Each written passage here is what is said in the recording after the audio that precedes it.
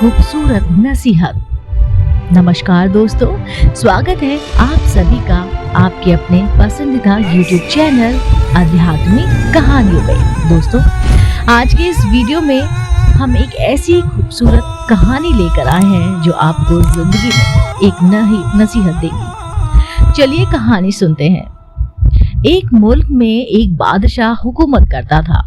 खुशहाली के दिन थे। एक दिन बादशाह की मुलाकात एक दरवेश बुजुर्ग से हुई। बुजुर्ग बहुत नेक और परहेजगार था। बादशाह उसे बहुत इज्जत से पेश आया और मुलाकात के आखिरी में उसने फरमाइश की कि क्या मुझे ऐसी चीज या कोई ताबीज या कोई वजीफा लिख दे जो कि इंतहाई मुश्किल में मेरे काम आए। बुजुर्ग खामोश रहे, लेकिन जब बादशाह बहुत जिद करने लगे तो दरवेश ने एक कागज के टुकड़े पर कुछ लिखकर बादशाह को दे दिया और उस बादशाह को एक नसीहत की कि तुम इस कागज को जब खोलोगे जब तुम समझो कि बस अब इससे ज्यादा मैं कुछ नहीं कर सकता, यानी तुम जिस कागज को इंतहाई मुश्किल में ही खोलना। कुदरत का करना ऐसा हुआ कि उस मुल्क पर हमला हो गया और दुश्मन की फौज ने बादशाह की फौज को हरा दिया। बादशाह को अपनी जान के लाले पड़ गए और भागकर किसी जंगल में जा छुपा। दुश्मन की फौजी उसके पीछे पीछे पागलों की तरह उसको ढूंढती रही और वे बादशाह थक कर अपनी मौत का इंतजार करने लगा कि अचानक उसके जहन में उस दरवेश का दिया हुआ वह कागज याद आया। उसने अपनी जेब टटोली तो खुशकिस्मती से वह कागज उसकी जेब में ही था। सिपाहियों की जूतों की आहट उसके पास ही सुनाई दे रही थी। अब उसके पास उस कागज को खोलने के सिवा कोई चारा ना था। जब उसने उस कागज को खोला तो उसने देखा कि उस कागज में लिखा था कि ये वक्त भी गुजर जाएगा।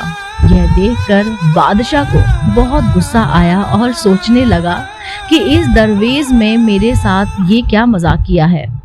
कोई इसमें आजम होता या फिर सुलेमानी विदर, पर अफसोस वो कुछ नहीं कर सकता।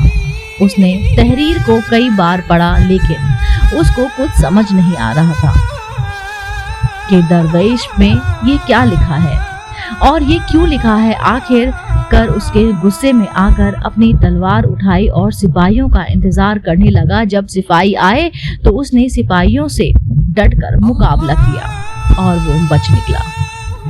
उसके बाद वो बादशाह कई सालों तक बहुत परेशान हुआ। काफी सालों तक मुसीबतें झेलता रहा। आखिरकार उसने दोबारा मेहनत की और अपनी फौज को इकट्ठा करता रहा।